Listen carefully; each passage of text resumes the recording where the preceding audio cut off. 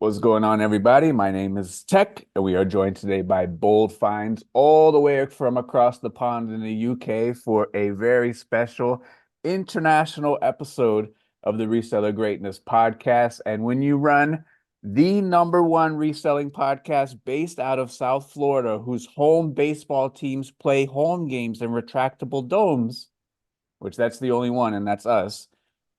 You wake up at 4 o'clock in the morning, you talk to James, you talk to Bold Finds so we could have an international reselling celebration. So, James, please, can you talk to us? Can you tell us a little bit about yourself and how in the world did we get here where we're selling items on eBay? I think about that all the time. I think about out of everything in the world, I went to school, I studied school, I thought I was going to be a lot of things.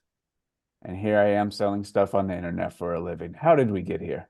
Yeah, well, first of all, thank you, Tech, for inviting me on. Super excited to be able to have some time and chat with you about where I am. So, how did we get here? It's funny, isn't it? Because I think the same all the time. You know, when I went to school, there wasn't a course, there wasn't a class how to become an eBay reseller. Um, and strangely enough, for me, I went through school and college not really knowing what I wanted to do. And I fell into the recruitment game. So for 13 years of my life, it was dedicated to recruiting members of staff into business. So I've always had that little bit of a sales aspect to me. And where the whole reselling started is growing up, my dad used to take me to the car boot sales in the UK. We call them car boots, your flea Mhm. markets. And he used to get me up at stupid o'clock in the morning to go to these fields, and he would buy stuff just for himself, and he would always send me over as a younger person to go and get the better bargain. You know, if someone said to him it's £10, send me over with £5 and say that's all I've got left, would you accept it? And most of the time they feel sorry for the younger boy. How I fell into the reselling game myself was I watched YouTube videos of people doing it in the UK just for the treasure hunting aspect, and I honestly didn't think you could make this into a career, into a job. And during the first pandemic, I was made redundant from my recruitment job and was a bit of a lost end, didn't know really what to do. And decided at that point, you know what, it's time to actually build something myself. And had such a passion for reselling. I had a bit of redundancy money behind me, which really helped. And I said, let's just go for it. Let's kick things off. Started January, I have to remember the date here, January 21. So 3 years now into reselling. Nice. And yeah, just went out into the fields like a lot of people in the UK, especially start as an everything seller, buying your bread makers, your VCRs, your big TVs. Funnily enough, everything other than clothing, which is really strange, and we'll get onto that later on. And then yeah, I discovered you guys, and I've been in the group now for over 2 years. I've learned lots in the group, and funnily enough, some stuff has only recently stuck, and it's the same stuff you've been saying since day dot. So yeah, that's how I'm here right now. It's such an interesting twisted ride that we all take. And we all think we have all of these plans, and then all of a sudden the plan just finds us, which is, one of the probably greatest things of life, I suppose. Because even for me, like I never in a million years thought I would be doing a podcast with someone like you all the way across the world, and reselling brings us all together. So I think when it does come to the UK call that you guys do, and I love that call. I attended, I listened to it. It's great listening to you guys. The biggest thing that strikes me is just the sheer difference of volume of stuff that appears to be in the USA that I think all of us take for granted compared to the stuff that you did. And it kind of hit me, I don't know, maybe 3 or 4 months ago. I was on yahoo.com, and they were talking about a viral video on TikTok where in the UK, 2 hours is far away. 2 hours is a far drive. Yeah. And for me, when my son was younger, I would drop him off to school an hour and a half from my house. Mhm. So like that right there kind of really hit home the different kinds of magnitude to how it is in the United States and how it is in the UK. And I know we have Simon on the call, and he goes to something like 20 shops a day Yeah. when he's outsourcing. So, like, I guess, what is your idea of how it is in America sourcing? Because now, after seeing that TikTok where they say 2 hours is like a very far drive for someone in the UK, that opened up my world. So like I guess listening to all the calls, watching all the videos, like what is the biggest thing? Because in America, I'm like, oh, well, you just go to a bunch of stores and get what you have to get. But I guess when you're on a much smaller island, then it's not the same thing. So what is like the biggest hurdle, the biggest difference? And then I guess how do you guys overcome that? Like what are the options and opportunities as well? Yeah, so to give you guys in the US a bit more of a concept of how small we are, you had Hunley on the podcast. I think she was one of your first, she might have been the first Yeah, guest first actually. one. Yep. And she's up in Scotland. So for me, right down by London, for me to get up to Scotland, it's probably about a 7 hours drive door to door to get to Hunley. Now, for me, driving that far, that's far too long. So I'd rather get a flight up there. Where for you guys, 7 hours drive probably doesn't feel that much. I've heard you guys speak about, you've done drives for like 26 hours. Okay. But when it comes to the sourcing aspect, and you're completely right, love the UK call, but the biggest thing we get in the UK call week in, week out, struggling with sourcing. And that probably blows your guys' minds a little bit because you have great sourcing opportunities. And I've had the privilege to come to the US and do some thrifting in the US. Okay. And I remember going into one of your Goodwill shops, and it was in New York. It was only a smaller Goodwill compared to what I've seen like on YouTube. But that Goodwill shop was probably about the size of 7 or 8 of our charity shops in the UK. Mm. And the other difficult thing is, as well, when we go into the charity shops and as a men's clothing seller, we have one small rail of men's, and there might be 20 rails of women's as well. So, what we find in the UK, it feels a lot of men don't really donate their clothes. They kind of probably just get rid of them, recycle them, compared to taking to a charity shop where females are more likely to donate. But the difficult we have with sourcing is exactly that. The charity shops are becoming more overpriced. Mm. So they actually have people now who they go in and list for them on eBay. So they Mm. go and research items that come in, list them up on eBay. So it's quite rare that you can go into a charity shop and catch them slipping as much as you used to be able to. And then the only other things we have the online aspect, we have things like auction houses. But the main one for most people is the car boot sale. And unlike you in Florida Tech, our weather is all over the place. So we have a certain amount of time throughout really the spring, summertime to go and get our stock. But even sometimes our summer, we might have 3 or 4 weeks of rain. So Mm. actually, that's 3 or 4 weeks without the car boot sale. So yeah, sourcing is always a big topic that comes up within the UK. And yeah, I've been to America and we are super jealous. Even things such as your bins. If we had a bins format in the UK, I would be there every single morning because I've seen some of the guys, some of the things you guys pull out from the bins, and yeah, we can't find that stuff here. Wow. All right. A lot there. So first of all, in America, we're dumb. So please, or I'm dumb at least. Do you sell to the UK or do you sell to the European Union? What is the marketplace like? Yeah, so we have obviously eBay.co.uk, so that's our UK format. So we can sell to England, Ireland, Scotland, Wales, and Northern Ireland. But Okay. we also have GSP. So with that switched on, we can sell all across Europe to US and other countries as well. So we do have the opportunity to sell worldwide. The difficult thing with GSP is the fees are so expensive. The postage fees are so expensive, which puts a lot of people off buying from the UK. So the great thing is we're not restricted because we have GSP, but in a way, I would say 95% of my sales are within the UK. Gotcha. So, all right. So in the United States, I would say the majority of people go to thrift stores. A lot of people do go to the bins, like you said. I would say to a lesser extent, people go out to the garage sales and flea markets. I would say it's overwhelming thrift shops. But on the UK call, I don't hear a lot of people talking about the car boot sale. I hear you talk about it. I hear Lee talk about it. So, kind of, what would you say is kind of like the breakdown of how people in the UK are getting their stuff? I think it's changed a lot, I would say, within the last year. A lot of people now are heading to the online sourcing format. They'd Oh, rather pay up a little bit more and have the stock delivered to their door compared to having to get up at 4 or 5 o'clock in the morning and go and stand in a cold field and kind of get the elbows out and rummage and fight other people off stock. So a lot of people are switching to that. But the car boot sale format is still really popular. But what you will find is from really sort of end of September, early October until March, April time, unless you find an indoor car boot, all the car boots are shut down because the fields are just not in a condition for us to go to them. So a lot of people switch their format.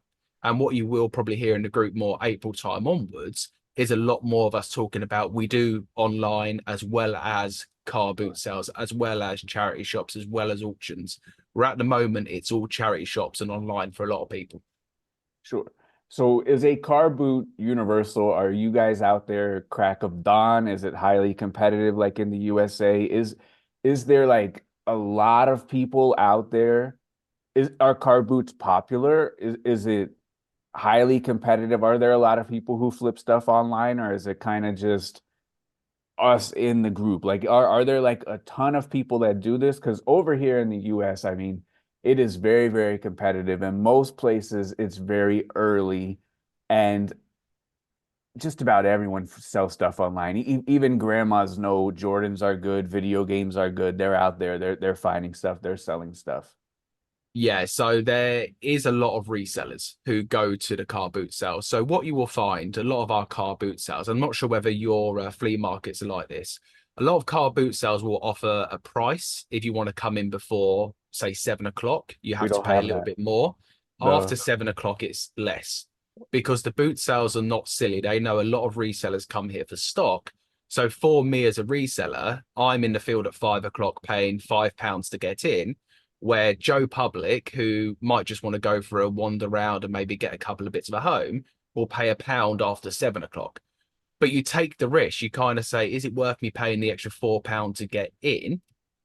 And the funny thing, if you ever watch any UK like YouTube at the car boot sale, you can always tell who the resellers are from the videos. They've either got a little wagon trolley, which I use as well to pull Of along, course. Of or course.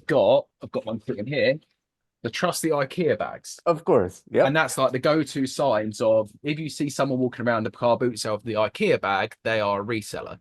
But for the people who sell at the car boot sales, you get a real mixed bag. So you get the house clearance people who are Yep. literally week in, week out, same faces you see every time. You get the eBay reseller stroke traders who might want to be clearing their old stock, who Okay. you might see every other week selling at the car boot. And then you get the other part, which is just the general public who actually wake up, say the loft needs clearing out. We've got all Hmm. this stuff we've never used. Let's take it to the car boot. And the misconception is they are the people you need to target because they're probably not going to know the value of everything. So you can Okay. catch them slipping. Yes. But on the flip side, I've realized the house clearance people are really good to get in with because, especially on the clothing aspect, they get so much of it. They don't want to deal with it. Everything's Hmm. on the floor for £1, and you can go and pick, a North Face puffer jacket for a couple of pound, and you can Sure. get lucky. So it's a Absolutely. real mixed bunch. But yeah, the car boot sales are an interesting scene, and it's super competitive. That early bird price I've never heard of. That's very good. So for £4, it's a no-brainer to pay the early bird. You go in there, right? Absolutely, yeah. So I'm happy to pay £5 to get in there, even if it's half an hour early before Sure. people who aren't willing, because it can make such a difference. Is there a different dynamic between you and the customer for the early bird since that's reseller only time? Is there a different dynamic during that time? It's hard to tell. I mean, I think a lot of people in the UK now are aware that there's lots of resellers who will come and buy stuff. And I would say more as a clothing seller, I've noticed this a lot more because when I'm rummaging through the clothing and I'm picking up size large, size extra large, size small, a women's this, a men's Okay. this size shirt, people kind of know that, okay, that's not all for you because it's all different sizes. But I think the customer, as long as they get the price they're looking for, I Yep. don't think they really care where it's going to. I mean, us resellers, we might negotiate a bit more than the general public member, but look, the customer will ask a certain price. You try and bargain them down a bit, but you Okay. remain, for me, it's about remaining respectful. If they ask Absolutely. me £5 for a jacket I'm going to sell for 60, I'm not going to say, will you take £2? Yeah. So yeah, I don't think the end customer really minds too much. The only thing I do get at a car boot is wearing the GoPro to film for YouTube. A lot Okay. of people will say, what's the camera for? And I explained to them, I do a YouTube channel. This is my full-time job. Most people are absolutely okay with it, and they're more intrigued, like, oh, you do YouTube, what's your channel, etc. So Do you also have, and I heard you guys mention in a couple times, I think it's called either like a municipal box or a government box. Are storage units, do they have storage unit auctions going up a lot? yeah, so that's there is a few of them storage unit auctions that I've discovered more so recently, where what will happen is it will be like I'm trying to think of what you've got in the US. Have you got anything like a big yellow storage or a Yeah, safeguard in the US? So it'll be yeah, that kind of thing where people haven't paid their rent for the unit, yep, and they've kind of said, right, you haven't paid your rent, so now like we're kicking you out. We own that stuff now to pay back your fees. And yes, then what they will do is auction that online. And they're becoming a bit more popular, but what you obviously need to do on there is you need to have the commitment to take everything. So you absolutely, might have a same. bed, a mattress, everything. Yes, You can't just pick and choose. But yes. I know a lot of people do quite well on that model to actually go and take the lot and find people to outsource that to. So in America, for me, when I go to the flea market, those are some of the people that I'm looking for is the storage unit buyers. Do those people go then to the car boot sale in the UK as well? Yeah, so they're the people who might be like your house clearance as well. So Yeah. they will be buying these units and they'll be spending maybe a couple of £100 in this unit, knowing they can take it to the car boot sale on a Saturday morning and sell it for two, three, four, £500. And it's just a Right. quick turnover of stock for them. They're not storing stuff. And also they're not having to do the work with listing on eBay. Sure. So it's just Yeah. in and out. Right. And I didn't know this, but I believe you guys were talking about on the call that the wait list for storage units is crazy, right? Like years long sometimes over there. So what do people in the UK do? Do they have much smaller stores? Is off-site storage the same thing like it is in America? Because pretty much, I bet if you took a straw poll of 10 resellers have a storage unit just due to overbuying and have larger stores. But the way you guys were talking about it, you guys were saying like, oh, it's not impossible to be on a list for years to get a storage unit. So how is that dynamic? It are you guys conscious of like we have to have much smaller stores and our my idea in the UK everything would be smaller. The homes would be smaller. We have 3 car garages. I don't know if you guys have that. So how does like the storage aspect go? Yeah, so you're completely spot on with the home sizes. So our houses are so much smaller in comparison to what you guys have in the US. And you're talking about 3 car, like we call them garages, but garages Right. for your viewing. Yes. We don't have anything like that unless you own like, £1 million house. Okay. So for like, if I think about my house here, we've got a small 2 bedroom house. We've got a little bit of loft storage that we had to create ourselves. But apart from that, it's cupboards and drawers, and that's really it. Which is why we built the shed here, which I'm working at down the garden, to actually run the business from. And the early days, I used to have all of my stock stored in here. So I had racks and racks behind me. And I hit the point, like you're saying there, of actually having too much stock and not being able to manage my SKU system and stock well enough, where I had to go and seek outside storage. Now, what they're probably talking about the wait list is we have things like such as council garages, which you That's the can word. get, That's the one. and they can be a long wait list. I got extremely lucky that I applied online. I called them up, and they had 5 garages available, but 2 are literally a minute walk down the road from me. And they Nice. said, "Would you like one or two?" And I said, "Let me take the 2 because I don't want the other one to go." And they're cheap enough. I mean, I looked at it earlier. I pay £75 a month per garage, so £150 a month for 2 garages. And to give you an idea, I could probably store 10,000 clothing items across the Wow. 2 garages. So I've Okay. probably got a bit more space than I need at the moment. But for the sake of not losing that garage and needing more in the future, I keep it. And I use that for when I bring stock in and to process the stock in that sense. But our storage is pretty cheap in that aspect. But if you go and store it in, say, like a safeguard or big yellow storage area, you're looking at £300-400 for maybe 100 square foot room. It's really expensive if you store it that way. And a council garage is with the government somehow? Yeah, so what it is, if you own a council house, you can pay extra to get the council garage as well. But a lot of people do not want the garage. So what happens, that goes back to the council and Uh, then they sell the garage separately. So my garage is from the council, but it has number say 44 on it, which is linked to house number 44. But they didn't want the garage, so it becomes available for us to rent from the council. Interesting. Okay, so since storage is very expensive, or like you lucked into it, you got on the wait list early and they had some available, what do people in the UK do as far as store size? How is it a known of I have to run a much smaller operation here?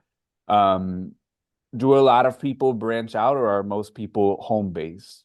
Yeah, I think like most people, and the advice that's given always by you as well, and I completely agree, the longer you can do it from home with Yeah. little cost of paying the storage and stuff, do it as long as you can. But what you will find is a lot of people will have to hit that breaking point of saying, if I want to take this business to a new level, I need the space to go and do it because we have such a constraint on space. I mean, some people will do it out of a spare room, but after you get up to sort of 4, 5, 600 items in a spare room on racks, you start feeling the pinch and you need to just move out and get more space. And that's talking as a clothing seller. A lot of people in the UK, I would say more people in the UK are everything sellers compared to niche sellers, Okay. and that's even harder to store. And I felt that pain before, trying to store a TV, a bread maker on a shelf that Sure. could take up a whole shelf. Sure. So yeah, it becomes a lot more difficult. So for like Lee, he's always on the camera. What is he in a garage in his home? Yeah, so I think Lee has his own garage at home converted into his workspace. Sure. But because he does a lot of small toys and he does like the gaming side as well. A lot of that is reasonably compact, similar to clothing. I mean, some of the Sure. big gaming consoles different, but most of the stuff is compact, and he can probably store it the same way we do with the clothing system. But yeah, I believe he works out of home. Yeah. But he also has things such as like an antique booth as well, where a lot of his Is stuff that goes. big in the UK antique? Because in America, we have a lot of antiques booths. A lot of them are kind of filled with trash and garbage around Yeah. here, little doodads. But also the word antique has a different meaning for you guys because you guys can find stuff that are 100 years old over there, which in America, we're much newer of a country, especially where I live in Florida. In where I live in Florida, if you find something over 30 years old, that's very old for us here. But from what I've seen, like online and stuff, like you could go to the car boot sale and find something that is over 100 years old, and that's not uncommon, right? Yeah. Every car boot sale you can find things from like the 1800s, That's just crazy. sitting on the side, plates, cutlery, and all of this Wow. stuff. But yeah, the antique booths are slightly different. I wouldn't say they're as popular here as in what I've heard in the US. You don't They're hear a lot of everywhere. people do it, Yeah. but for like Lee's category, having lots of vintage toys and cool stuff, I think that's a great strategy to actually put them somewhere where people can actually physically see them. And I believe how it works, similar to the US, you pay them to manage it. Yeah. So you don't have to be there day in, day out. You just go Yeah. and restock it and collect and pay your fees. Yeah. Or here, maybe you're obligated to work work the whole entire thing once or twice a month, Yeah, some kind of arrangement like that. So, sure. all right. So I don't want to paint with a broad brush, but in America, they have resellers that are doing $1 million, a couple $1 million.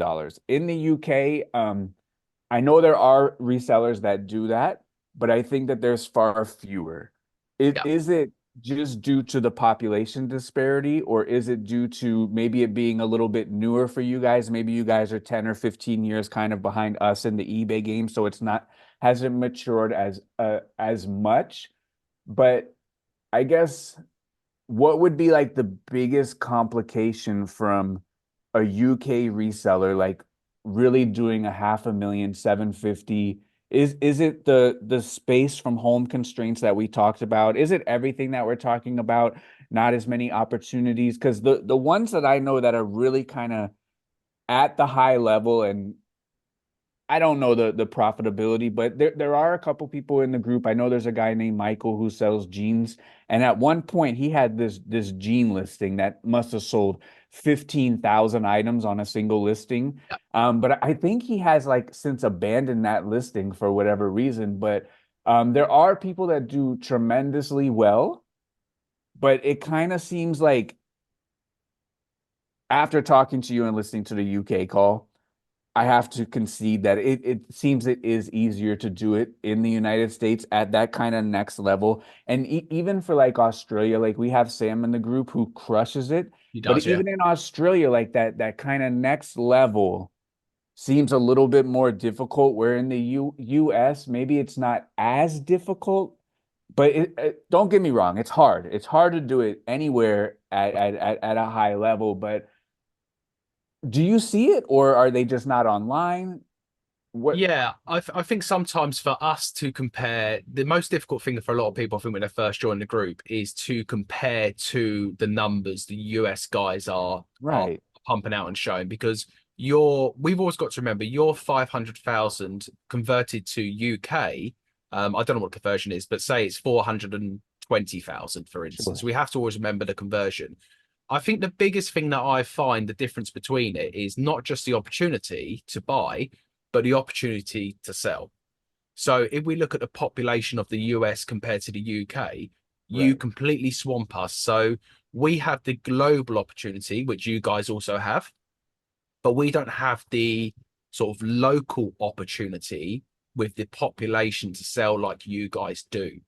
And I always think that in some way, that's probably why there isn't like so many resellers from the UK, say in the group, who are 500K upwards. I mean, I don't know what the number is, but a Right. lot of people in the UK, they're kind of, a lot of the good people in the UK are kind of around the 120 to 250.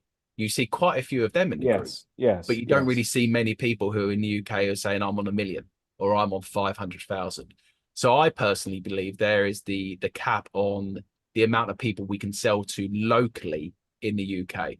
And I think that might be the only thing. But I don't want that to come across like it's an excuse, because No, you there guys is are people in the trying. Yeah. UK who are doing a Yeah. million pounds on eBay. Sure. Sure. So, all right. So you spoke about, the garage sale, the thrift store, and a lot of people sourcing online, and you guys are doing great sourcing online. But the great thing with sourcing online is that it's available to everyone, but also the bad thing is it's available to everybody. So is there like a feeling for you, a feeling in the UK, a feeling of we don't know how long this online sourcing thing is going to go, the online arbitrage. So for the people that don't know, online arbitrage is like you can go onto eBay, you can buy stuff that's under market if you do have a particular expertise. So you could be an expert on Patagonia. You could go online and, Mark from Maine might list a expensive Patagonia jacket for 10 that you see, hey, I can sell this thing in a week for 30 or 50 or 80 or $100. And those opportunities are everywhere. You just have to spend the time to go do them. So I know like for you guys, you have like this this weird arbitrage that you're able to do online because I guess from outside looking in, it's that not everyone knows that you could sell online for a profit in the UK yet. Like Yeah. they haven't quite figured that part out, which is great. Is there kind of like for me, it would be a feeling of like loom, like I'm trying to outrun like that dark cloud in a movie on how long I can stay ahead and source online. Do you have that feeling? Is there that feeling? Oh, yeah, absolutely. I think the key to sourcing within the UK, and I've always stood by this, it can't just be one way. You can't just do 100% one way. So for me, it's a real mixture of online, car boot sales when they open up, getting back to the auction houses, doing more of the charity shops, because that's one thing compared to Simon, for instance, who will go and do 30, 40 charity shops a day. Yeah. I will maybe go and do one or two a week because a lot of my focus at the moment is online. But the thing with the online game is it's not just about people not knowing what it's worth, it's people not valuing what the item's actually worth. So someone might buy. I'll give you an example of something the other day. I got a Hugo Boss leather jacket for £10 plus postage and fees, so 13.58 all in. Now that jacket on eBay will sell anywhere between 80 to £100. Okay. But that person might have owned a jacket for 2 years. It might not fit them. They might have gone out and got another jacket they love. So to them, that jacket is worthless. So getting £10 for them online feels like an absolute win because they've got no attachment to the item anymore. So I think that's why the online method works really well. It's not necessarily people not knowing what they've got and how much it's worth. It's people not valuing it anymore because they've got their use out of it. So I'm finding that's where the online model works really well. Do you think is that more so of a culture thing that can go on long term? Because in America, if you're putting something online, you're getting all the money. There is no I think give it's me different. 10 bucks and I'm good. I think it's different in the UK. We're quite I think we're quite wasteful with a lot of stuff. And people will buy. And what happens in the UK a lot, and I'm noticing this more in the clothing game now, is people will want to refresh their wardrobe every 6 months to a year. So a lot of people will, again, talking to space, will put all of their summer clothes away, up in the loft, out of the way, put all their winter stuff in the wardrobe, because again, our wardrobes aren't as big as yours. And then when it comes to next summer, they say, oh, I've lost a bit of weight, or I've put on a bit of weight. I'm going to buy a new summer wardrobe for this summer. All the other stuff's in the loft taking up space that they need now for the winter stuff to go up to. So all that summer stuff will get either donated to a charity shop, put into a recycling centre, taken to the car boot, or they will just say, let me just pop this jacket up on Vinted for £5 because they've got no attachment and actually they just want the space back. And the space is more important than the money. Interesting. So is there a big difference between a reseller that is in where you are and maybe a reseller like Jamie who's in Wales? Is there a big difference or is it kind of like the same? Yeah, this is interesting because on my channel, I actually done a UK roadshow where I went to different car boot sales all over the UK, even as far as Scotland, Okay. to actually go and see what the car boot sales were like, and also what like the pricing was in different areas. And honestly, I didn't really notice much difference between me buying items here, where I am just outside of London, to if I went to Jamie's car boot sale in Wales or Hunley's area in Scotland. You do find in the UK, and we spoke about this last night with regards to like the zip code call. I mean, we Yeah, call it yeah, postcode. right. For the UK, you can find most brands in most areas. I mean, there's a few things that are more popular in the London area, but I was finding when I'm going to car boots all over the UK, you're seeing the same kind of thing everywhere you go. There's not much of a difference where in some areas you might get more of this, and other areas you get more than that. So yeah, for me, the UK, you can go anywhere and find the same quality stuff. Hmm. I think this is so interesting from the outside looking in, and it's almost like the novelty of having like someone like you who is on the opposite end of the world, but we're still doing the same thing, but it's so much different. Yeah. So like where you are close to London, London is a fashion powerhouse of the world. Does any of that trickle down to you? Yeah, so I'm around 40 minutes drive into like central London. You know, I can jump on a train and be in London in about half an hour. So sitting just outside, yes, we do get a lot of stuff. I mean, a brand I'll mention, and we talked about it last night, I think Benji brought up, is a brand called Sweaty Betty. Okay. Now, just outside of London, and if you go into central London, that is super popular as a brand where maybe in Wales it's not as popular. So a brand like that might be slightly harder to find in Wales, but it will still turn up there because again, a lot of people's buying habits in the UK again is shopping online. So our high streets are getting smaller and smaller. A lot of shops are closing down because people don't want the hassle of having to go into a high street, pay for parking, have to go through the rails. They'd rather just sit at home on the computer, order online, get it delivered to home. So this is another reason why I think you can find most brands in most areas. All right. So you spoke, there are some difficulty sourcing. The product is not readily available. Yet you still chose to niche down. Yes. Why? This is a really interesting story, and it took me so long. And what I was speaking about earlier, being in the group for 2 years, certain things clicked. And the moment it clicked for me, because I was always a case of I could be an everything seller, I can still grow a huge business, I can do the same as everyone else. And the moment it clicked for me is one of the UK calls when I come on and I said, I had 30 items to ship on Monday, and it took me about 3.5 hours to ship the items. And everyone was shocked. Everyone was saying, like, what are you doing for 3.5 hours? And then someone said I think it was something like 45 or 50 to ship on Monday, and I'd done it in under an hour. And it kind of clicked to me that you are wasting so much of your time doing the mundane stuff, the packaging, finding the bubble wrap, finding boxes, etc. And the other main reason is it's right what you say, clothing is everywhere. And we Sure. find that even at the car boot, if I go to the car boot sale, I would say 99.9% of stalls I walk past has clothing on that stall, either on the floor, on the table, on the rail. If you're going to niche down in the UK, you need to find stuff more readily available.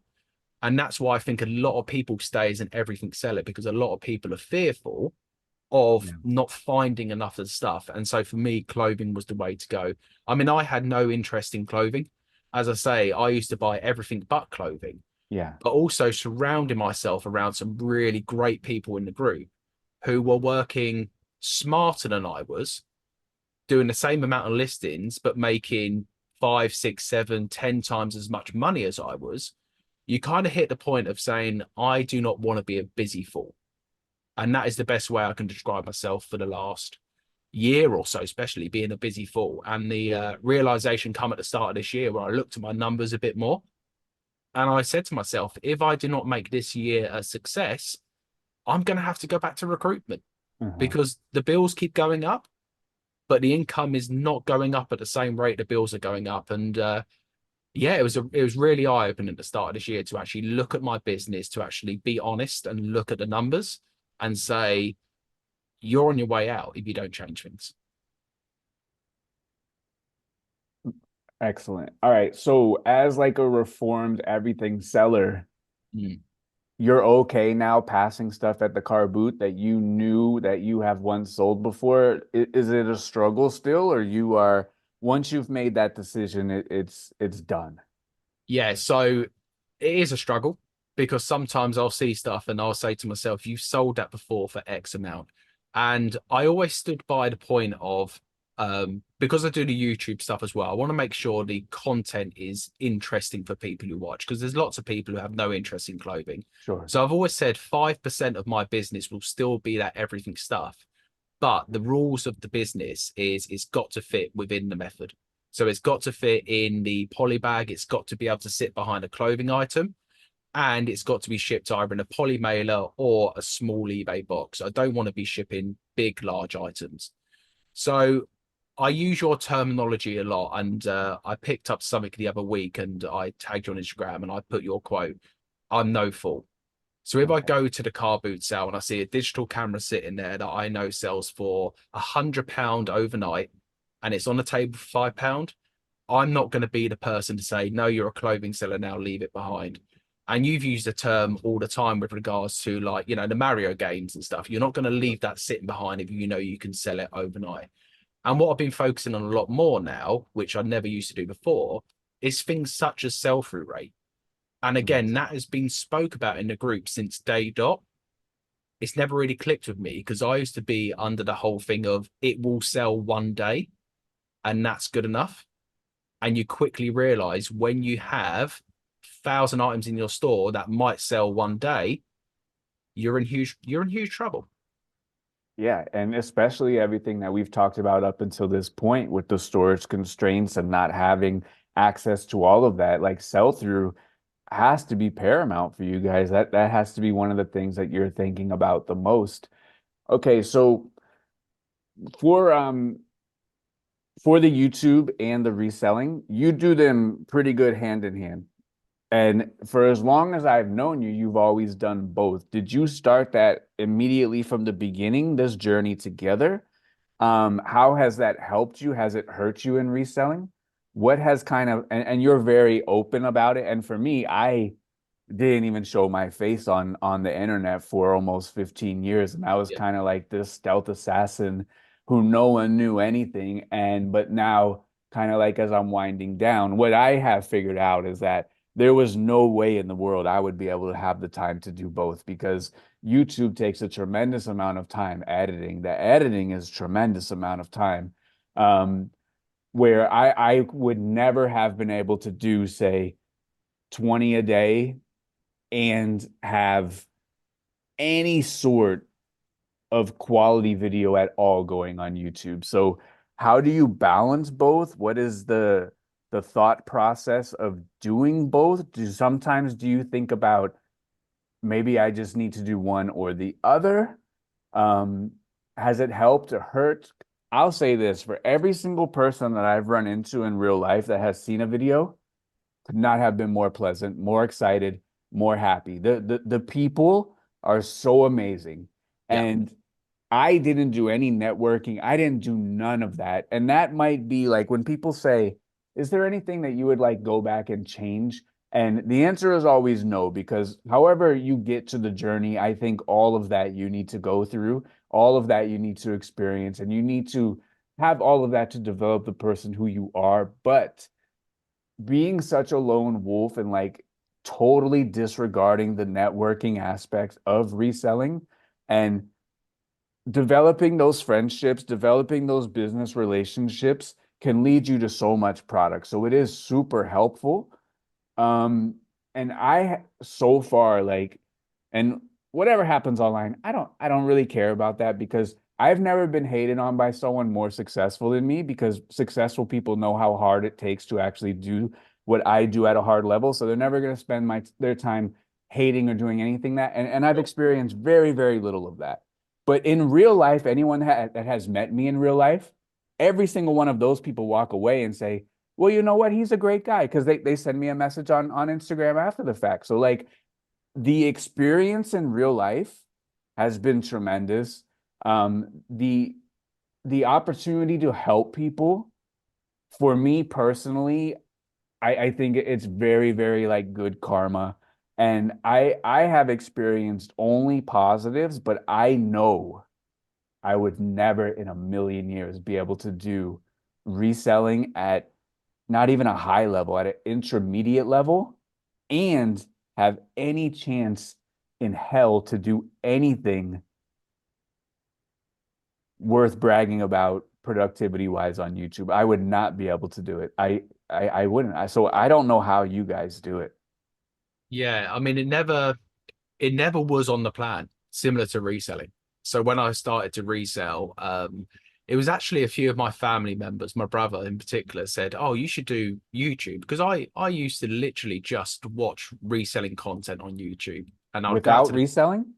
yeah before reselling, Wow, really? and I used to watch it as like, oh, this is like a treasure hunt. Like, what do you mean they go to the car boot and find this? And what do you mean they can sell it for more profit? I didn't know it was a thing. The concept just didn't make sense. Wow. And also to be able to do it as a full-time job, I thought, you might be able to go make a couple of £100 as a side hustle. Great. And then when I started to do a bit more reselling, I actually started to want to share more of the stuff I was doing. And that's the reason I started YouTube, because I thought, you know what? I just want to talk about what I'm doing. I want to share, I want to put stuff out there, help build confidence with doing that as well. And he kept saying to me, just start your own channel. And I was like, I haven't got time to do that. I've got no time, got no time. And again, being part of this group really unlocked that door for me. Being around people such as Mel back from burnout Yeah, and having the encouragement for her to say, just put out a video. What's yeah, the worst that can happen? Just film yourself talking about what you do, introduce yourself. If it doesn't go well, you can delete the video. Who cares? And it quickly gained traction within the UK community. And I had one video because YouTube for me was always going to be a hobby. It was never going to be part of the business. It was a bit of fun for me. And I had one video that just went viral overnight.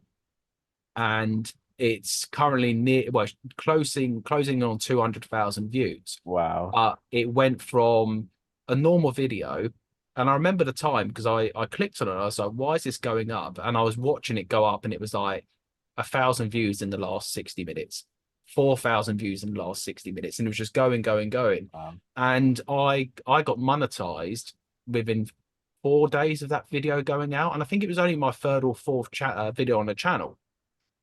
So then it was really weird. It was the best and worst thing that probably could have happened to me because in my head, I go, YouTube's easy. Why are people struggling on YouTube? This is the norm. Every video is going to go viral. And you're quickly brought back down to earth when you release your next one. It does normal, and you think, oh, it's not as easy. right. So, yeah, YouTube was always a hobby for me. But the question of have I ever thought about maybe stopping YouTube and just concentrating on the business? Many a times over. But I always come back to the same part of I'm thinking long term with all of this because now I get paid for YouTube, don't earn a lot of money, but it is another arm of the business that will continue to grow. But the question of, and I get this question a lot, do you think you would have made more money on eBay if you dropped YouTube? The answer is yes, because you do have to dedicate a lot of time to it. And I was watching a podcast the other day with Stephen Bartlett, who's big in the UK, Diary of the CEO. And he was talking an analogy about chips and where you put your chips. You've got 24 chips in a day, 8 are taken up by sleep. Where do your rest of your chips go? And when I actually broke it down, I realized that most of my chips went onto eBay, a small amount of my chips went onto YouTube, a smaller amount went onto family life, and left me with no chips for myself and to actually put myself first. So now I'm actually trying to spread the chips out more and to try and make it more even. And that's not taking the foot off eBay. It's working smarter on eBay. So now instead of loading the store with 25, 30 items that are 9.99 each, I'd rather load the store with 15 items that are 35.99 or £80 or £100. So I'm working on the ASP and also working on that sell through, which in a weird way is doing less of the processing work on eBay, which is allowing me more time to source better items and more time to create more content and more time to look after myself and more time to spend with my family as well. So I never thought I'd say this, but doing less is going to make me more on eBay. And that blew my mind when it finally clicked at the start of this year. You don't have to be a processing machine.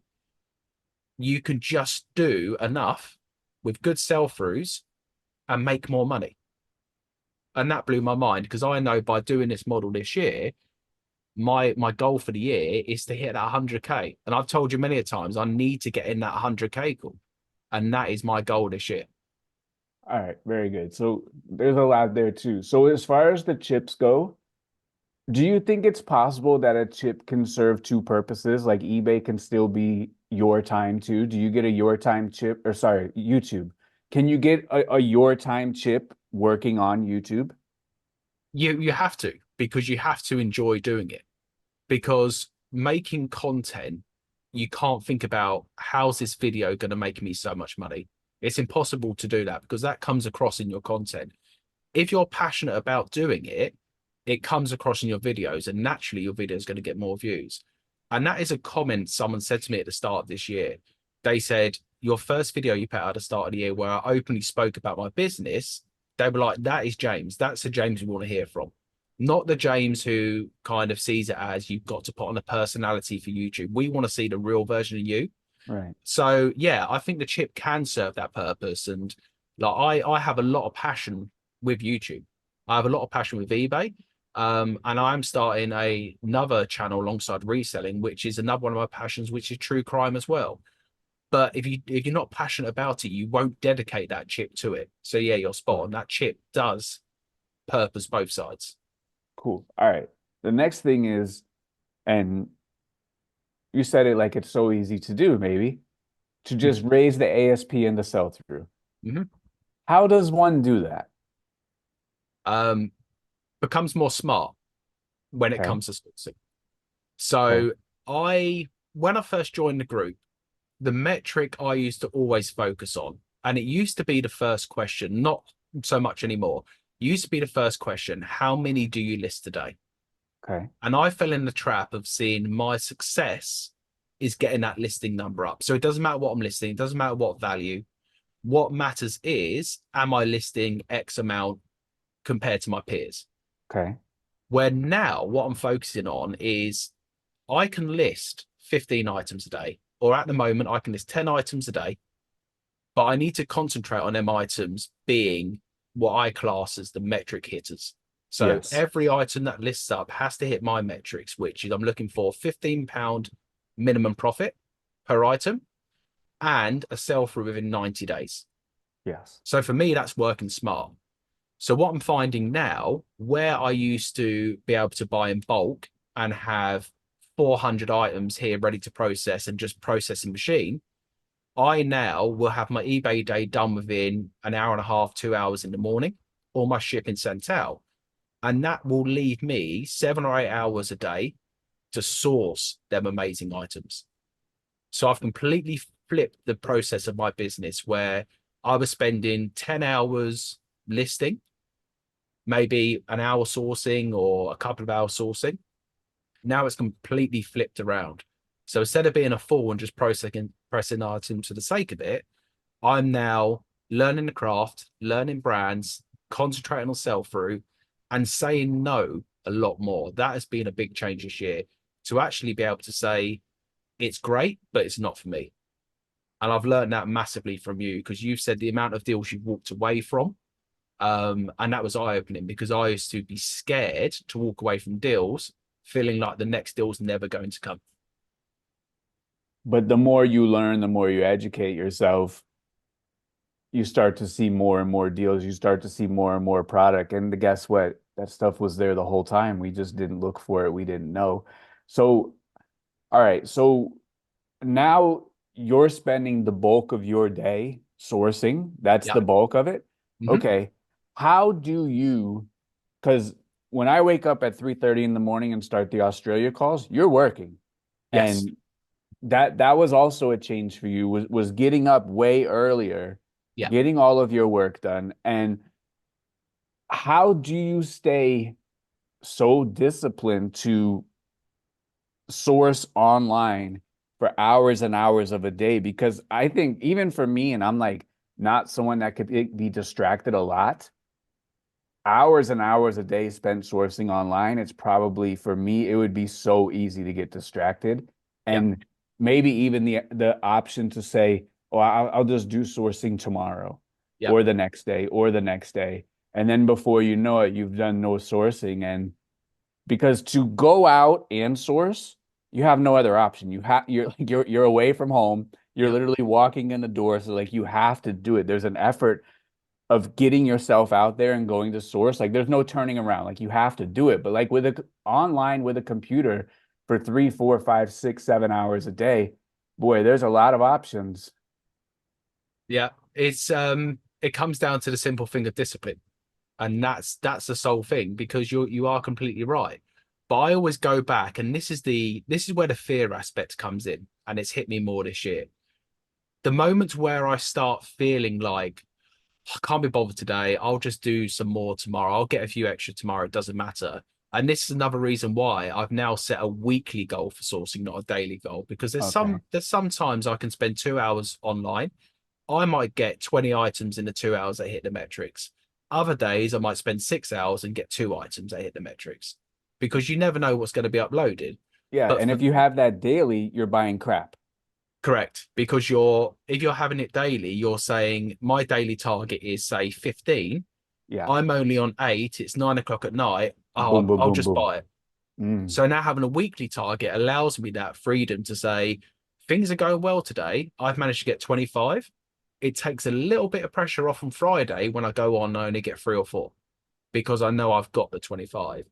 But the fear aspect for me is the biggest driver for discipline because I've got two options. Our mortgage has gone up £500 a month. I've got two options. I make it work or I go back to recruitment and hate my job and have to work for someone else. There's no ifs, buts, and maybes. I do not want to go back to that 9 to 5 job, having to report into a manager every single day about what I've achieved and what I've done and what I haven't done. So only I can decide my future moving forward. So when I have them slips of motivation, discipline, because I'm sure we all get them, it Yeah. quickly clicks you back to say you've got two choices. you take the rest of the day off, you might as well go and start applying for jobs in recruitment because the bills come every day. And that's one of your terms that I love using now. They come every day. And guess what? Everything's only going to go up. They're not Oh, suddenly going to say the electric bill is going to drop by half. It's going to go up again. So that's how I stay motivated with the fear of having to go back and work for someone else. and that's real life. Hmm. That's real life. My mortgage as well, since I live in Florida, whenever we get hit by a hurricane, they Yeah. reassess the insurance, which is tied to our mortgage. Hmm. I think in the last 2 or 3 years, my mortgage has gone up $800 a month. Yep. And I look at it and think of how blessed that I am that no problem. But for most Yes. people, that's the difference between being in a home and being homeless. Like that is not a small amount. 500 pounds is not a small amount. And Absolutely. and you want to talk about motivation to get out of bed and do it every single day. Look no further. Yeah. Absolutely. And the talk of getting up early, that's been a big win for me. 5 Because a.m. crew. yeah, and it's not necessarily 5 a.m. logging into the Zoom call and getting working. It's the alarm goes up off at 5 o'clock. And there's no ifs, buts, and maybes. The feet touch the ground. And it has to Oh be yeah. that way. There's no snooze button. The feet are on the ground, straight downstairs. And the joy for me is I haven't got to get in a car and go and drive to work. I open the back door, I walk down here, ready to go.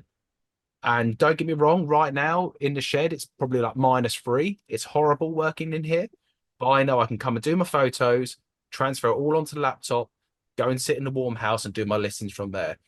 But the discipline to do that makes a huge difference because if I want to grow YouTube and I want to have more of a Sure. life in the evening, I've got to get up at 5. I've got to get my eBay stuff done by 9 o'clock so I can concentrate on the rest of the goal.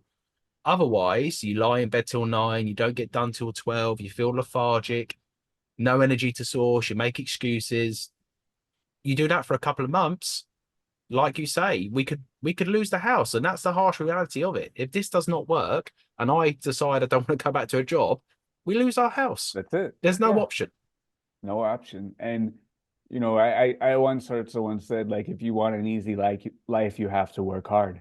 Mm. And let's face it, whether or not you're working hard for yourself or working hard for someone else, at the end of the day, you're going to be working hard. So I love that motivation that you are using um, to get after it every day, because that's about as real life as it gets right there. And Yeah. you hear a lot of people and they talk, but I've never heard anyone say my mortgage went up $500 and I have to go out and I have to go get it. And No, there's no option. And that's in a weird way, and this might sound strange to say it, having the mortgage go up by £500, I will look back in years to come as the best thing that's ever happened to me because it's given me that drive because I was probably cruising a little bit, I don't coasting. mind saying. Yeah. And you're talking about working hard. I've got no issue with working hard. I wasn't working smart. And that's the change that's going to happen this year. I'm happy to put 10 hours into work, no stress, but I want to be rewarded for my time. And Hmm. that was not happening before. Sure. So you said that this year is kind of like a make or break year. Mhm. I guess what kind of, I mean, being in that shed for hours a day gives you a lot of time between the ears.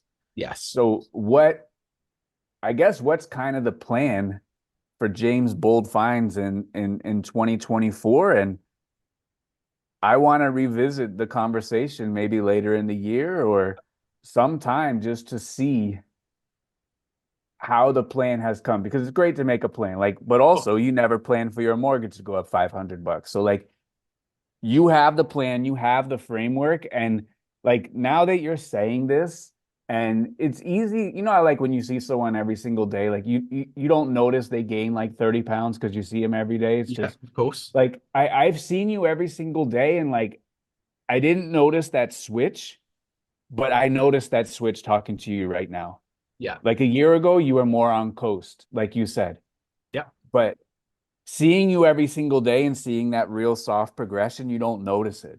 of But I course. definitely notice that progression for who you are today, the questions you ask, how much you're really like trying to go after it Mhm. versus a year ago is definitely different. Definitely. Yeah, and as I said, I think the no choice is huge. So I'd have rather have not been in this position and realized this a year ago and said, yeah, right now you've got enough to pay the bills. But I think the realization for me, Tech, was when you have enough to pay the bills, you have enough to put food on the table, but Right, my bank balance is not going up. right, And when I worked it out last year, I was working for literally minimum wage.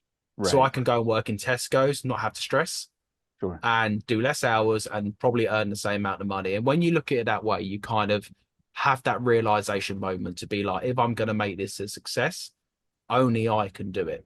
So, what am I going to do different this year? Is just be smarter with my own time, and that is going to be a huge thing for me because I am done with the whole quantity over quality. I'm now quality over quantity. If I can only find 12 items that hit my metrics to list today, I'm not going to list an extra three just to tick a box. I'm going to say 12 is all I could do today. Let's try and improve it tomorrow. And the next day, it might be 16, 17 instead of 15. But I've gone out the mentality now of being like more is less in a weird way. And I've never been able to figure that out until recently. All right, two things. Thing number one, when you made the realization that you are working for minimum wage, Mm. I think all resellers have to go through that. Do you think so? Because there were times where I have probably made less than $1 an hour in my reselling career early on, where I'm sitting here tinkering with stuff and trying to, squeeze everything out of something where it wasn't the smartest thing at the time. I wasn't smart enough. My business wasn't set up enough. Do you think every single reseller has to work for $1 an hour at some point in their reselling career? Absolutely, especially when you first start as I well. think so I too. think when you first start, it is a real struggle because you are still learning. Yeah. But for me, who's been doing it for 3 years, I should be well past the stage of doing it for minimum wage. And we speak about it all the time. And again, it's little things that we speak about, and until it hits you, you don't really take in. But knowing your numbers is so huge Huge. because until I dug deep into my numbers, I thought I was doing really well. You Okay. see the money coming in, you see like, money going out, money coming in, you're doing well. It's only when you start having to dip into savings to pay for extra bits, you start feeling like, well, let me just analyze this a bit more. So yeah, I think when a lot of people start, you do have to go through that. And also, not just when you start, when you decide to grow, there's that growing pain where you have to put a bit more money into it and you might not be able to save as much, but long term it's going to pay off.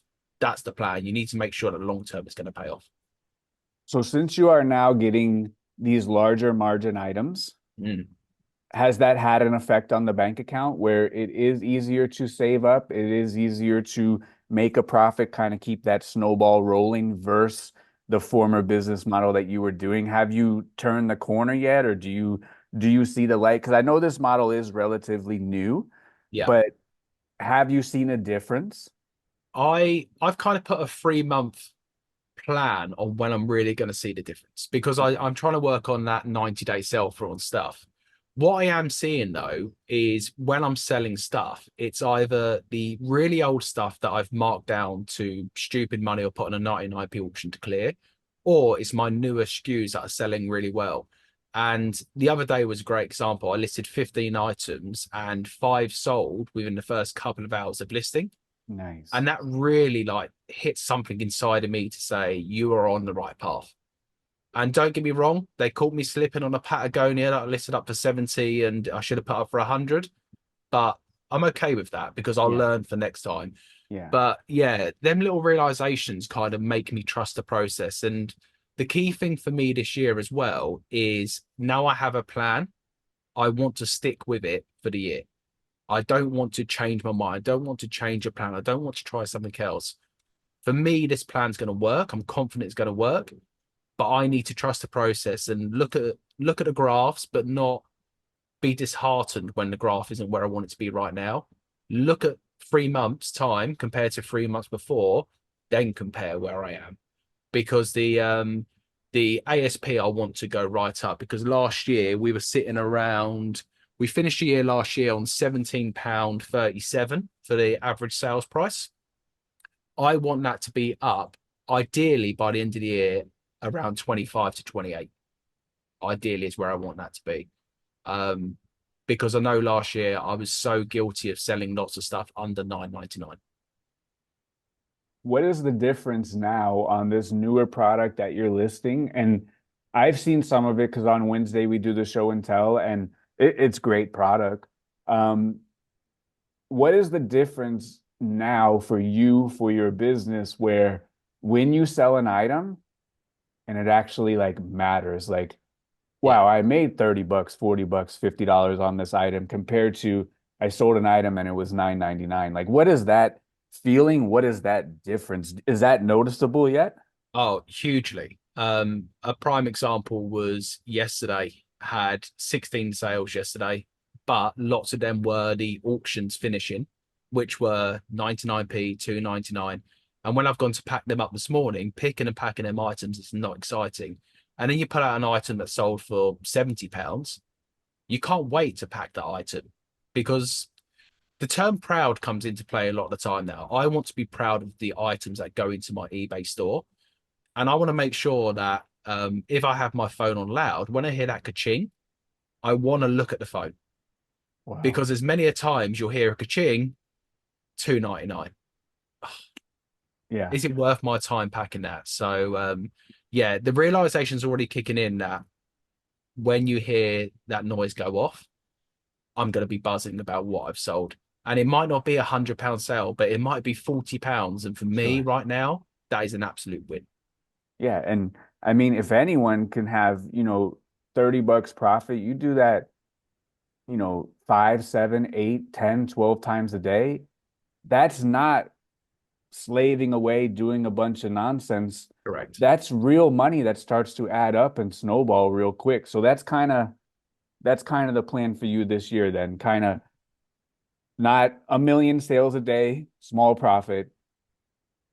Get in kind of what would be kind of like the sweet spot for you, number of sales per day at this current profit that or at this current average sale price that you're aiming for, 25, 28 bucks. Like what is the perfect business if we could sit here a year from now and say, hey, I'm selling X amount a day, my profit is X amount a day. I'm Yeah. very, very pleased with what I've done this year. So for me, it's 15.15. So a minimum of £15 profit, selling 15 items a day. And we all know you work on the averages, in that Yeah, 15, there's sure. stuff that is £5 into 100. So you're going to get them wins. You're going to Yeah. get them stuff that might not hit it perfectly. You might have set out an offer, whatever it may be. But if I can get a 15 and 15, that for me is a great place to be by the end of the year.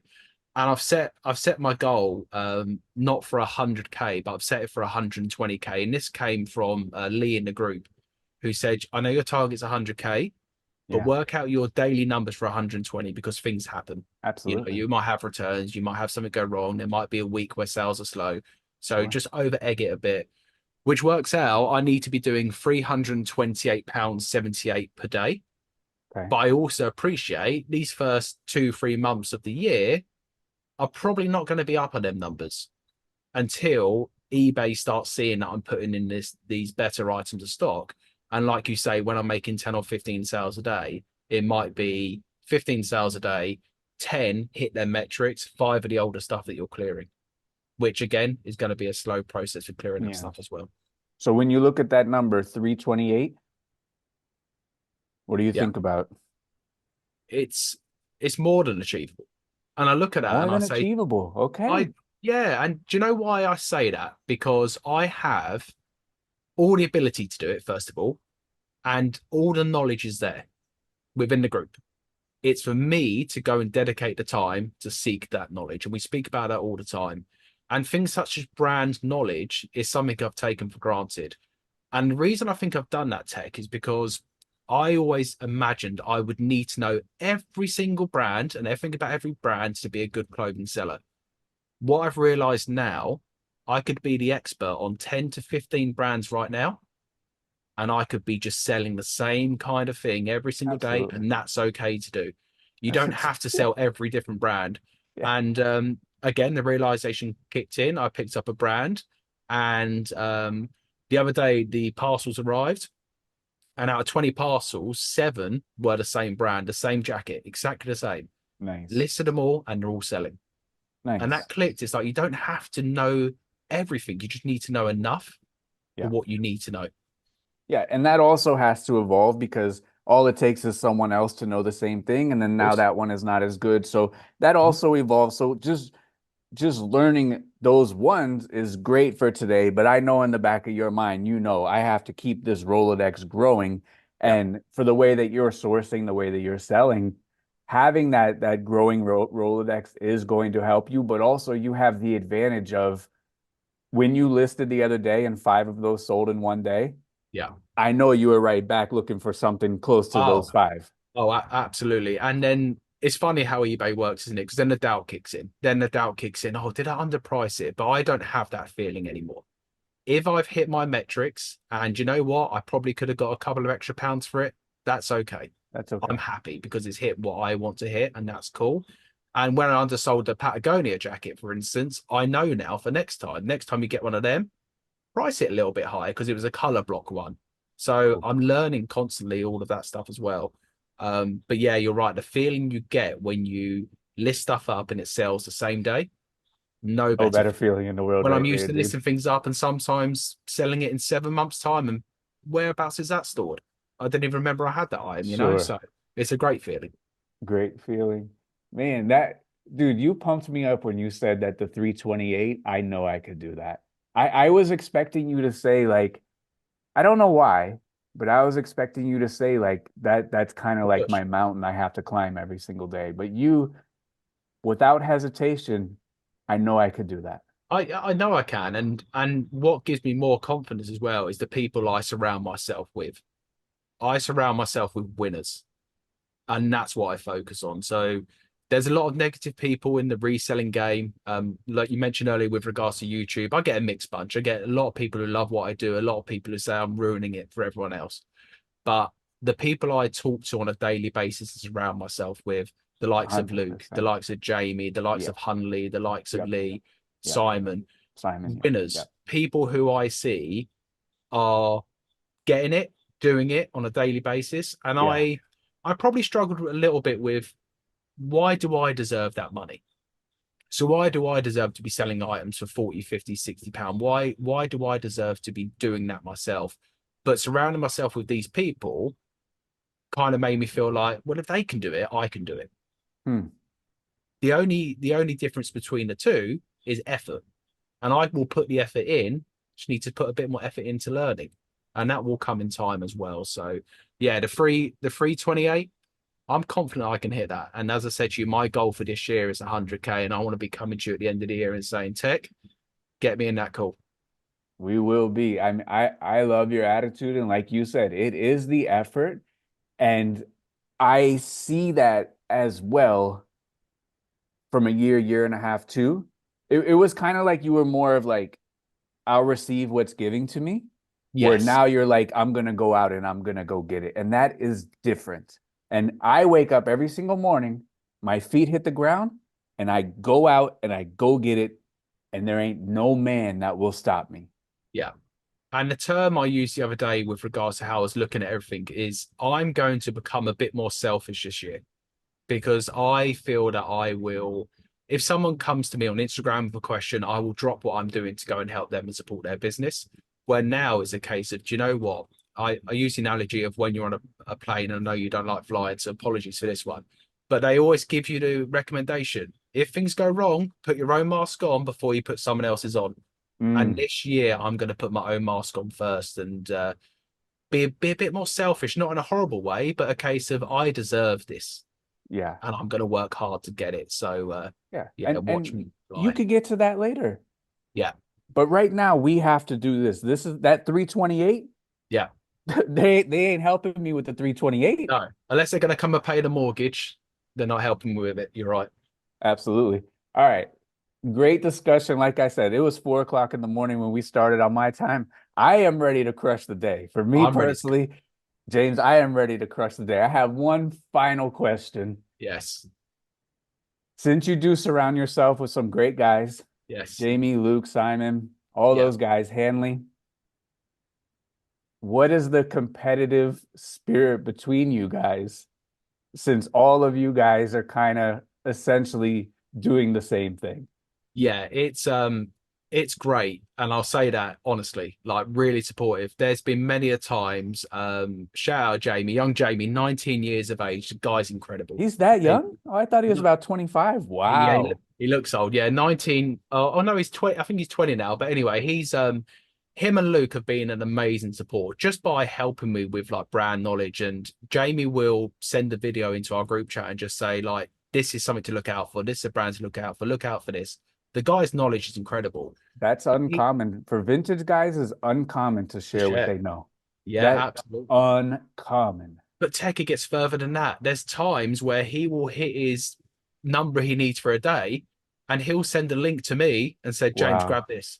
And Wow. it'll be an item. And I'm like, why are you not grabbing it? He was like, oh, it's a locker collection only. We don't have lockers in the area, or I want to help you out. So he is very forthcoming with not just knowledge, Wow. but supporting the growth. So it's really weird because in a reselling format, you kind of feel like competition's there, you never help each other.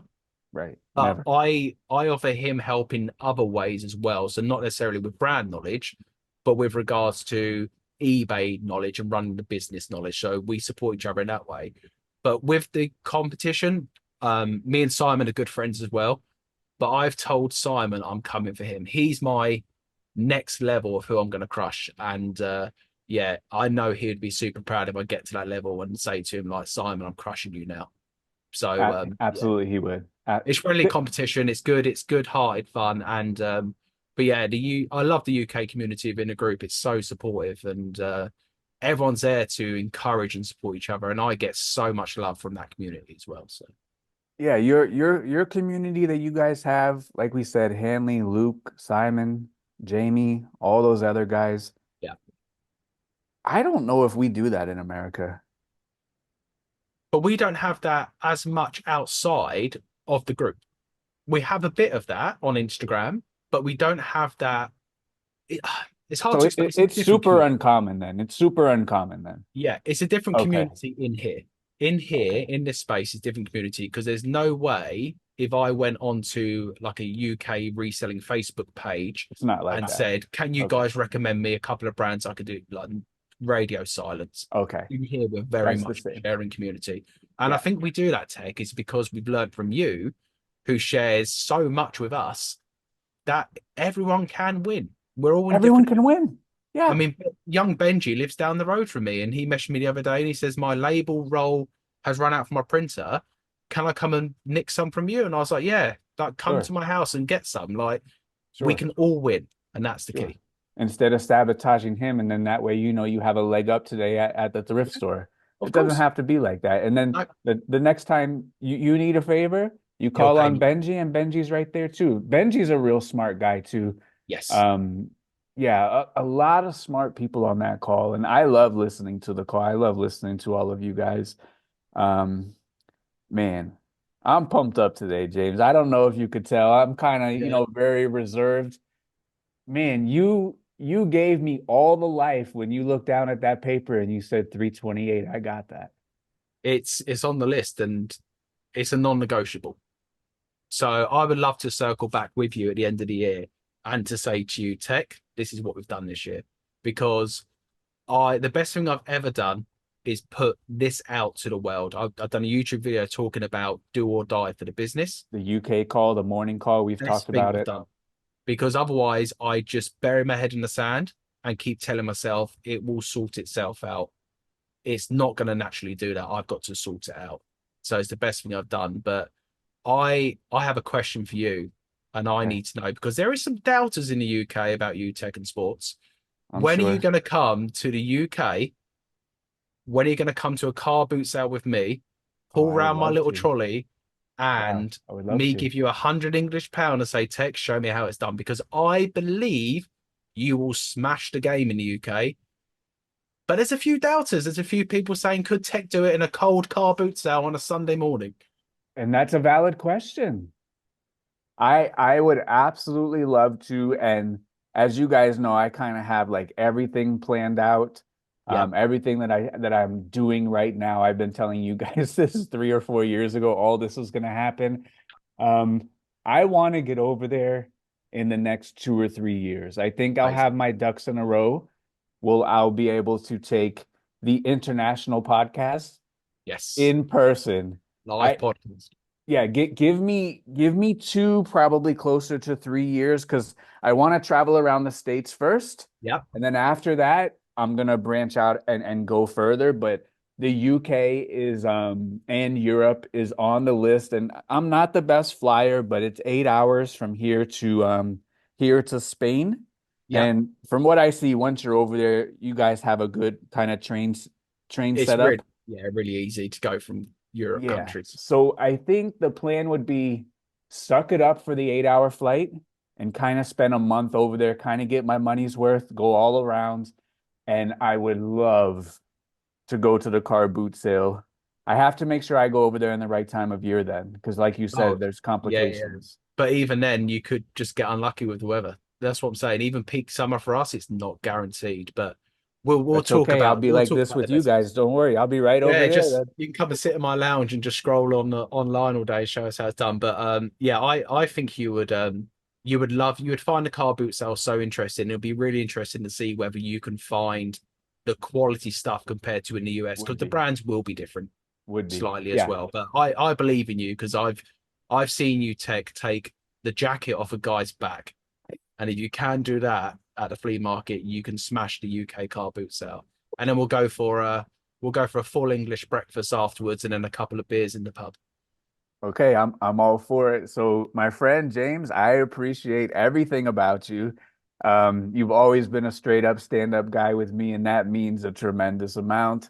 That's worth more than anything than anything. And I love how, this whole reselling thing, this whole Zoom thing brings us all together. And dude, the other day on a Tuesday call, Rashan from Japan Yes, asked me a question. And Eduardo from Panama answered the question. I know. I saw it's crazy, I think about that a lot, man. and I I think about how Australia are always ahead of us. Yeah, So they've seen the world before we are. That blows my mind. they've It's already crazy. heard this podcast. Yeah, they've already seen it. So tell everyone where they can find you at. I watch your videos. I enjoy your videos. I love your videos. I love when you get really real and Yes. open, and you're never afraid to do that. And Yeah, I love that you are going to smash 328 a day. it's happening. I'm going to be thinking about that. I'm going to be high from that all day. Good. So people can find me on Instagram and YouTube, Bold Finds, on the same on both platforms as well. So yeah, on the YouTube channel, I put out videos such as the process, day in the life, and as soon as I open, back to some car boot videos, which are the most enjoyable, I think, for people to watch because you never know what you're going to find in that car boot sale field. Boy, and you lucked into a name, huh? Bold Finds. How'd you do that? Okay, so the surname's Bolding. Yeah, That's my Bold Crimes. surname. You And lucked into some good ones. I know at one point when I was talking about a new channel name, you were trying to get on it before me and steal the name, but glad you didn't. But Bold Find. So funny enough, it was a play on words with regards to finding things as in the field, but Yeah, also from my old days of recruitment, finding members of staff. So that's where the name come from. And now I use the bold for everything I do. So the crime channel, Bold Crimes as well. So I'm yeah, trying to just use that as a brand. yeah. It's great. Like I said, I appreciate you. I consider you a good guy, good friend. Yes, I so know that this is how I judge people.